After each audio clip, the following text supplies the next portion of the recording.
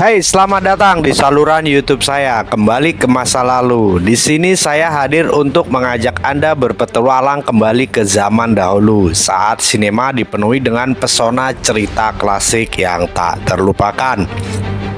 Pada kesempatan kali ini gua bakal ngebahas sebuah alur cerita film yang berkisah tentang seorang pendekar wanita yang berusaha mengusir para penjajah Belanda di masa itu ya, untuk angkat kaki dari tanah Pertiwi, dan karena hal itu company pun menjanjikan sebuah hadiah besar bagi siapa saja yang berhasil menangkapnya. Lalu bagaimanakah kisah selengkapnya?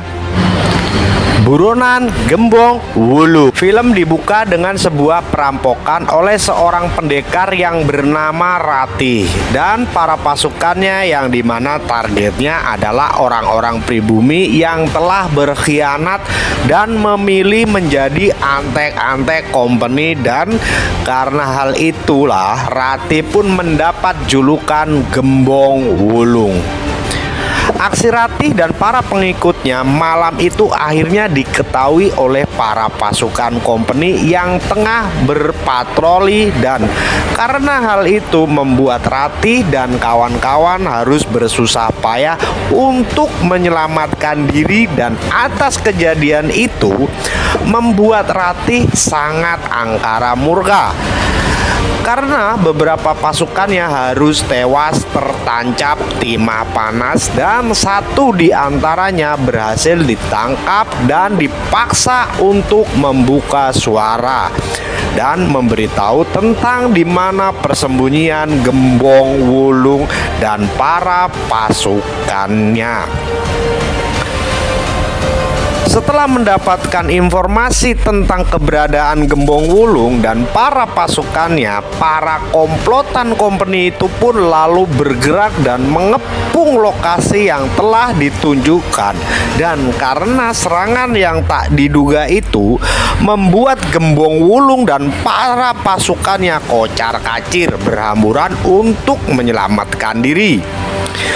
Gembong Wulung yang berhasil kabur lalu ditemukan oleh sosok pria tampan dan gagah pula, yang perkasa, yang haduhai waktu zaman itu ya, yang bernama Dayun.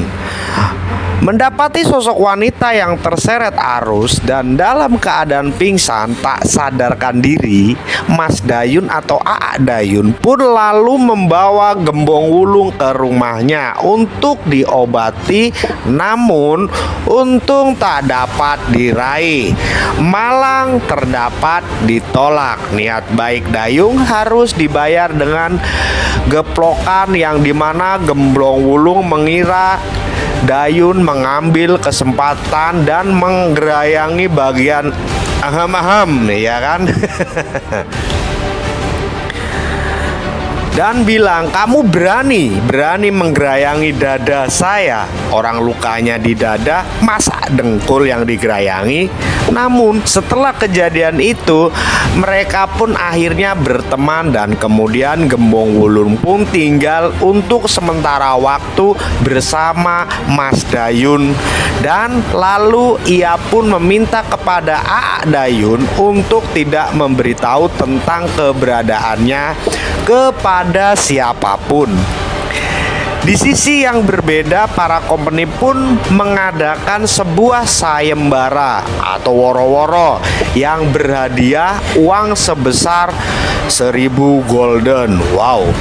Bagi siapa saja yang berhasil menangkap Gembong Wulung sebagai target utamanya. Dan karena hadiah yang cukup besar itu membuat seorang pendekar yang bernama Legawa begitu sangat antusias untuk bisa menangkap Gembong. Dan karena hal itu pula ia pun memerintahkan para anak buahnya untuk mencari informasi tentang keberadaan target utamanya.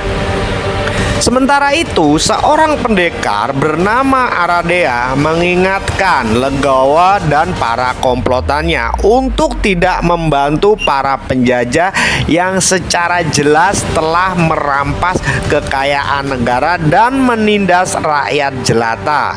Karena bagi Andrea, hidup menderita masih lebih baik daripada harus menjadi pengkhianat bangsa atau kroco-kroco company. Mendengar perkataan Aradea yang dianggap cukup berbahaya membuat Legawa yang ternyata merupakan antek-antek pada company itu langsung mengajak kakaknya yang bernama Suganda untuk melapor pada pimpinan company untuk menangkap Aradea beserta Gembong Wulung. Suganda sendiri adalah orang yang sangat berjasa karena telah membantu company untuk menangkap ayah Gembong Wulung yang dicap sebagai pemberontak kelas kakap oleh para pasukan company, hingga pada suatu ketika keberadaan Gembong Wulung pun akhirnya terendus seperti anjing pelacak oleh Legawa dan para pasukannya, dan oleh sebab itu mereka pun langsung mengepung dan berusaha untuk menangkap Gembong Wulung. Namun beruntung Aradea yang ternyata mengikuti pergerakan Legawa dan kawan-kawan akhirnya datang dan berhasil menghabisi mereka dengan sangat mudah. Sementara Legawa lebih memilih melarikan diri dikarenakan ia menyadari ilmu yang ia miliki masih cetek untuk mengalahkan arah dia yang ternyata sangat sakti. Kedatangan Aradea yang telah membantunya membuat Gembong Wulung sempat menaruh curiga dengan menuduh Aradea sebagai orang yang juga ingin menangkapnya. Dia pun lalu menjelaskan bahwa ia ditugaskan oleh gurunya untuk mengusir para penjajah. Namun Gembong Wulung yang masih tidak percaya akhirnya membuat Arya pergi meninggalkan mereka begitu saja. Hingga pada malam harinya Gembong Wulung pun menguji nyali dengan menyusut masuk ke dalam markas company seorang diri tentunya. Ia menyelinap, mengendap-endap, terendus-endus untuk menyelamatkan ayahnya tercinta yang telah lama ditahan oleh para company. Namun naas, Gembong Wulung berhasil dikepung dan ditangkap oleh para pasukan company. Tertangkapnya Gembong Wulung kemudian langsung diumumkan kepada seluruh warga untuk menyaksikan hukuman mati kepada Burung dan seksi yang satu ini. Namun lagi-lagi Gembong Wulung berhasil ditolong oleh Aradea yang datang menyelamatkannya, dan dari sinilah Gembong Wulung pun akhirnya percaya bahwa Aradea bukanlah orang seperti ia duga sebelumnya. Di sisi yang berbeda, Legawa, Suganda, dan para company tengah menyusun rencana untuk bisa menangkap dan mengalahkan Gembong Wulung dan Aradea. Dan hingga pada esokan harinya, Legawa CS pun berhasil menangkap Dayun yang tengah asik menjala. Sedangkan Gembong Wulung dan Aradea tiba-tiba saja diserang oleh Legawa dan Suganda, sehingga terjadilah pertarungan sengit di antara mereka. Gembong Wulung pun mencoba untuk melawan Legawa dan para komplotannya, yang dimana ia pun harus mengeluarkan tenaga ekstra lebih dan semua kekuatannya untuk bisa mengalahkan mereka. Namun Gembong Wulung yang sudah tak berdaya akhirnya dibawa pergi oleh salah satu pengikutnya yang secara tak sengaja melihat pertarungan mereka. Sementara Aradea harus bersusah payah menghadapi Suganda yang secara teknis lebih sakti dibandingkan dengan dirinya. Serangan Aradea pun tak ada apa-apanya bagi Suganda, hingga pada akhirnya Aradea pun harus mengakui kekalahannya di tangan Suganda. Setelah pertarungan itu, dia pun langsung digiring ke dalam penjara. Di sana ia pun bertemu dengan Dayun dan ayah dari Gembong Wulung.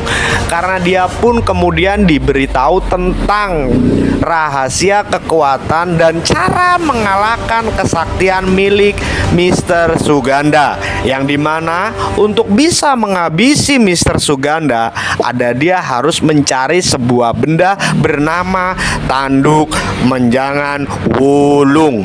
Karena dengan tanduk itulah kesaktian Suganda akan luntur secara seketika. Setelah mendapati wejangan tersebut, Aradea dan Dayun pun akhirnya kabur dari Bui dengan cara menjebol tembok Bui, markas company tersebut, yang dimana setelah pelarian itu dia dan Gembong Wulung pun mencari dan akhirnya berhasil mendapatkan benda sakti yang tengah mereka cari. Setelah itu, Legawa Suganda beserta para rombongannya mendapatkan sebuah kabar bahwa Aradaya tengah menghajar seorang pimpinan company. Mendengar kabar itu, mereka pun langsung bergegas pergi dan kemudian pertarungan di antara pendekar-pendekar sakti itu pun kembali terjadi. Gembong Wulung yang sebelumnya dikalahkan oleh Legawa akhirnya berhasil menyamatkan kedudukan, yang dimana ia pun akhirnya mengalahkan Legawa yang tewas di tangannya. Mendapati adiknya harus meregang nyawa, Suganda pun terlihat sangat angkara murka, dan lalu ia pun menyerang Gembong Wulung dan Aradea secara membabi buta.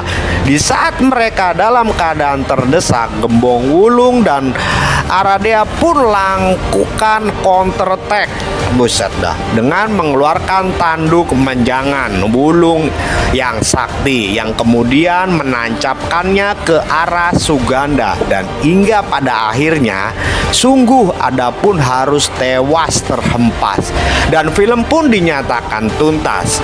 Oke sobat-sobat semuanya, nggak kerasa ya kita udah ada di penghujung cerita. Akhir kata, gua Eko Siswanto berserta teman-teman yang lain yang masih belum ada yang bertugas mengucapkan sampai jumpa dan ketemu lagi di film-film selanjutnya.